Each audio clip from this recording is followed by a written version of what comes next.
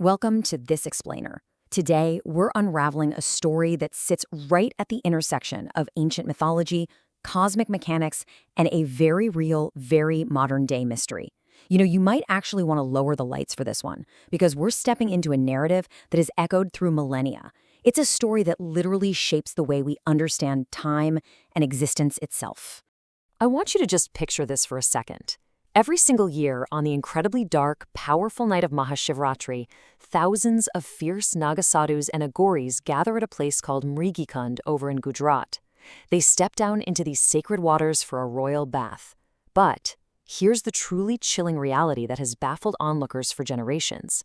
Some of them go into the water, and they just never come back. They vanish, without a single trace. To understand exactly where they go, well, we have to look all the way back to the origins of the universe itself. Okay, let's dive into this. Section 1. Need for fierce gods shaping resilient character. So before we solve the mystery of those disappearing sadhus, we really need to talk about who we're actually invoking when we look at these ancient forces. In today's world, we often prefer our deities to be smiling, gentle, and innocent. But let's be real, the universe doesn't always play nice. There's this profound psychological truth embedded in these ancient traditions. You become what you worship. If we only focus on Bolanath, that innocent, gentle aspect of Shiva, we kind of cultivate a soft character. But in times of crisis, in times of profound challenge, which, let's face it, modern life constantly throws at us, we need absolute resilience. That is exactly why understanding the fierce Rudra avatars is so absolutely crucial today. We desperately need that unshakable, warrior-like strength to navigate our own chaotic lives. Moving on to Section 2, the infinite cosmic cycle, mechanics of the universe. Now, to truly grasp the power of these fierce avatars, we have to step back and look at the actual mechanics of time. See, our modern minds usually think of time as a straight line, right? A beginning, a middle, and an end. But it's actually a massive, relentless wheel. It starts with the absolute purity of Satya Yuga, degrades into Treta Yuga, then Dwapar Yuga, and finally descends into the dark age of Kali Yuga, the epic of chaos and destruction. But, and here's the kicker, the universe doesn't just end in the dark age. The destruction at the very end of Kali Yuga loops directly back into rebirth, sparking a brand new Satya Yuga. It's this continuous, completely unstoppable engine of creation and destruction. And this brilliantly illustrates the whole concept. Just imagine the figure 8 of an infinity symbol. If you speed it up, the edges start to blur. Now fold that shape upward, and what do you get? An hourglass. The sand falls to the bottom, marking the end of an era. But then, you simply flip it over, and time begins again. Now put that giant cosmic hourglass into the hand of Shiva, and it becomes his damaru, the cosmic drum. With every single beat of that drum, an entire epoch ends, and a new one is instantly born. It's absolutely fascinating. Think of it like a giant game of chess. When a chess game ends, you don't just throw the captured pieces away, right? To start a brand new game, every single piece, the knights, the bishops, the pawns, they all must be placed exactly back onto their original starting squares. The universe operates on that exact same logic. For a new yuga to dawn, every element of creation must be completely reset to its cosmic starting point. But what happens when something tries to permanently break the board? That brings us to Section 3, the Bhav Rudra avatar, reclaiming time. Picture the apocalyptic climax of the last Kali Yuga. The universe was literally dying. Demons representing lack, famine, and death had completely taken over. They dried up the rivers, they killed the crops, and they did the unthinkable. They literally stopped the wheel of time so that a new, pure age could never begin. The gods were terrified. The cosmic game was completely frozen. Just when all hope was lost, this deafening roar echoed from the sky.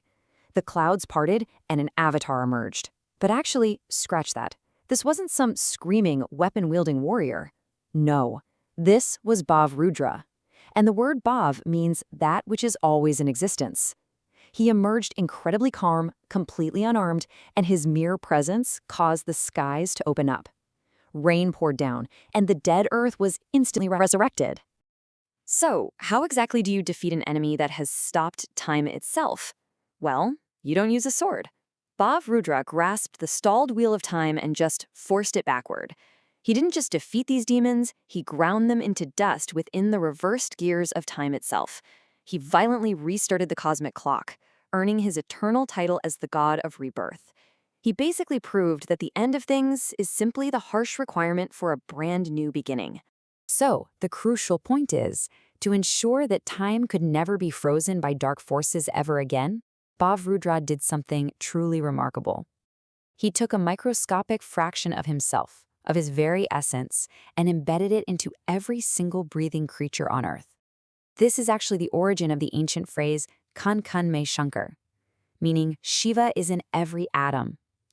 Because that little spark of the eternal is literally inside you, the cycle of life can never, ever truly be extinguished. Let's move to and see how this builds in Section 4, Mysteries of Bhavnath's Temple, the Modern-Day Convergence. All of this massive cosmic mythology converges right now, today, at the Bhavnath Mahadev Temple in Junagadh, Gujarat, which perfectly brings us back to that chilling mystery we started with. Remember the Naga sadhus who plunge into Mrigi Kund on Mahashivaratri and just disappear? Well, the profound, unshakable belief of the people who witness this is that they haven't drowned. No way. They believe that 11rudra himself descends into those dark waters, takes the form of his most devoted followers, and literally absorbs them. He plucks his absolute favorites right out of the cycle of time and merges them with eternity. But wait, the mysteries of this temple go even deeper, drawing in one of the most tragic figures in all of mythology. Let's quickly look at the fascinating lore of Ashwathama. He's the son of Dronacharya, right? Born with a celestial gem glowing right on his forehead. But he made the fatal mistake of choosing the wrong side in the great Mahabharata war. He was cursed by Krishna with a diseased, rotting immortality for his horrific, cowardly crime of slaughtering the sons of the Pandavas in their sleep. Because of this, he is forced to just wander the earth until the end of time. And here is where the legend really sends shivers down your spine. It is widely believed that Ashwathama, this ancient, cursed, immortal warrior, still secretly wanders the earth today, and his destination? The Bhavnath Temple in Junagadh. He's said to slip into the crowds like a shadow from a forgotten age, desperately praying to 11rudra, seeking the one thing he absolutely cannot have, liberation from his endless existence. And that leads us to Section 5, Finding Peace and Salvation, the Ultimate Takeaway. Now, what's really interesting about this slide is how we actually apply all of this. We have stories of vanished sadhus and cursed immortals wandering through modern temples, sure, but how do we apply the lessons of the Vava avatar to our daily lives? We might not be cursed with immortality like Ashwathama, but honestly, many of us are cursed with a modern disease, an insatiable, endless greed. You know, that constant desire for more money, more status, more things. It's an exhausting cycle that we trap ourselves in. Well, the teaching suggests that invoking the name of Bhavanath acts as an antidote to this. It quiets that frantic material obsession, calms the mind, and fundamentally shifts your focus from the temporary to the eternal, ultimately guiding the soul toward moksha, or true liberation. Which leaves us with a final, unavoidable reflection. The wheel of time is spinning, whether you're paying attention to it or not. The spark of the eternal is already inside you. So, take a look at your own life today. Are you going to spend your precious time endlessly chasing the illusions of the material world, just spinning your wheels in the dark? Or are you ready to wake up, tap into that fierce resilience within, and begin the journey toward your own ultimate salvation? The choice, as always, is entirely yours. Thanks for joining me on this explainer, and I'll see you next time.